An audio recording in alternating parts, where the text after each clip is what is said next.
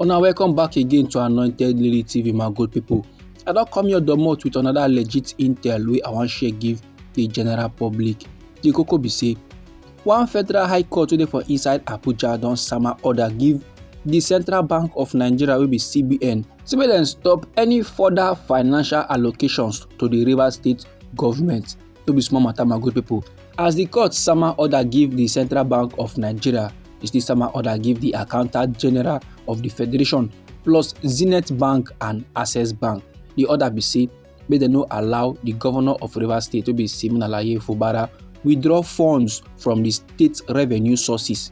And sake of this new development, my good people, controversies don begin dey arise.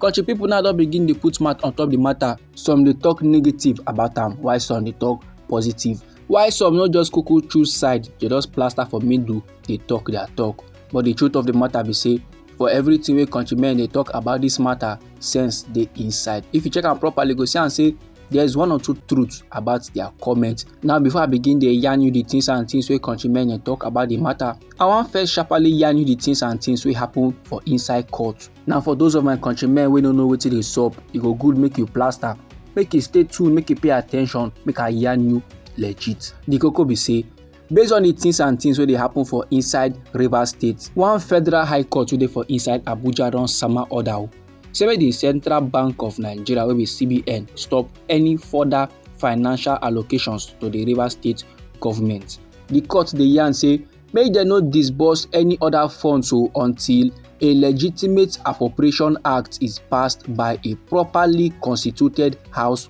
of Assembly.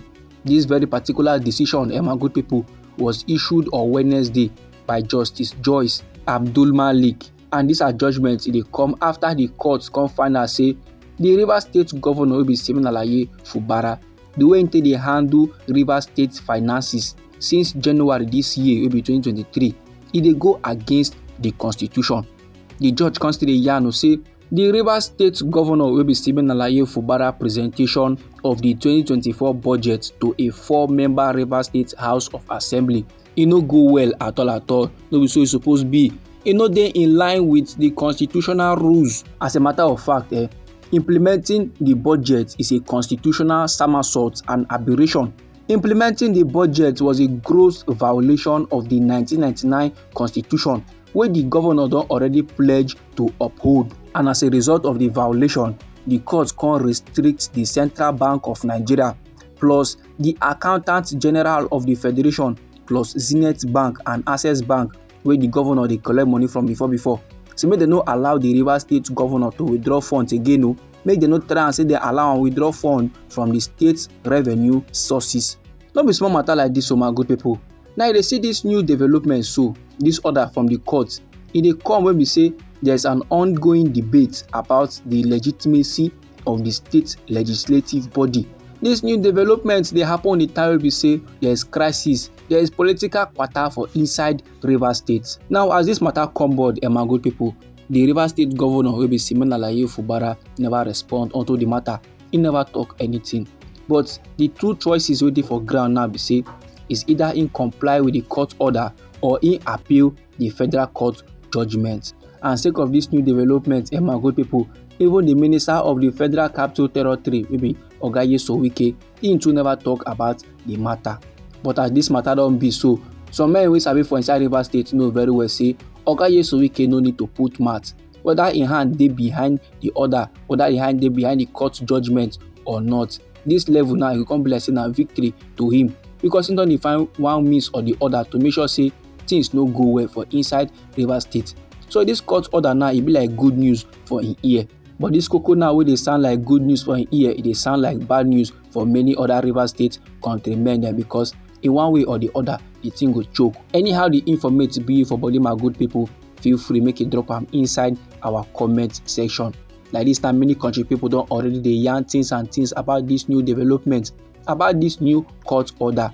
Some countrymen dey yarn say the judiciary has been captured to serve the purposes and interest of Abuja politicians. Say Rivers State people like this now, they deserve their money. While another countryman come dey yarn say the former Rivers State governor and the now Minister of the Federal Capital Territory, wey be Wike, They're supposed to sack the man and they're supposed to throw am behind bars. But well, say na Nigeria now we dey so. Then another country person called the yarn say finally if they execute this judgment, they go make the Rivers State governor wey be Surmon Fubara the greatest hero, because im go govern Rivers State with only the internally generated revenue. And if im do so, e go make more sense, because many country people now go come dey ask say wetin Oga Wike do for inside Rivers State when im dey receive the federal allocation. While another country man come dey yarn say everybody now wey dey shout Wike, whether e good to run a whole state with just 3 representatives.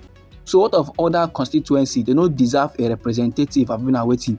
So Wike now go always dey fight the Rivers State governor wey be Surmon Fubara with the law. He say Rivers State no be like Edo State where Godwin Obaseki do the same level wey Surmon Fubara dey do, and he can go scot-free. He can go without being challenged.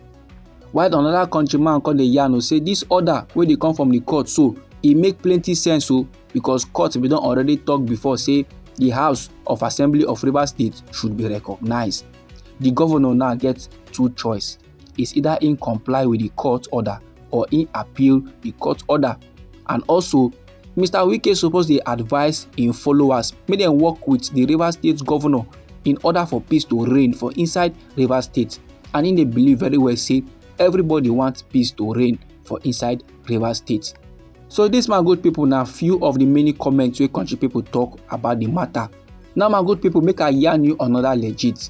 Mo no forget say e get one time like that wey the Rivers State governor wey be Surmon Fubara, im bin file an appeal to challenge the lower court judgment wey affirm the Martin Amaewhule-led Rivers House of Assembly. And this appeal wey the Rivers State governor wey be Surmon Fubara filed was dismissed by the Court of Appeal wey dey for inside Abuja. For inside one unanimous judgment, a 3-member panel of justice wey dey led by Justice Oyewole come dey affirm say the judgment by Justice James Omotosho of the Federal High Court wey dey for inside Abuja on the 22nd day of January, as they nullify the passage of Rivers State 800 billion naira 2024 budget by 4 members of the House of Assembly, e get merit. And Justice Oyewole come dey yarn say the Rivers State governor wey be Surmon Fubara we don withdraw in counter affidavits and other processes wey dem file for the lower court. So therefore, they cannot turn around again to appeal a matter wey they don already terminate. And the 3-man panel of justice wey dismiss the appeal come order the Rivers State governor say make him resubmit the budget to the Martin Amaewhule-led Assembly. This, my good people, na the updates wey dey concerning the quarter wey dey happen for inside Rivers State. Anyhow the thing be you for body, feel free make you drop am inside our comment section. Now we be Anointed Lady TV. Now they give una legit intel on the things and things wey dey happen for inside we country Nigeria. So if you like this update and you would like to receive more, try make you subscribe to this channel and try make you put on the notification bell, so that as we dey bring the news they come, now you go first receive the updates and you go get them sharp. I dey come your side with another legit intel for you, my good people. Abeg, no go anywhere.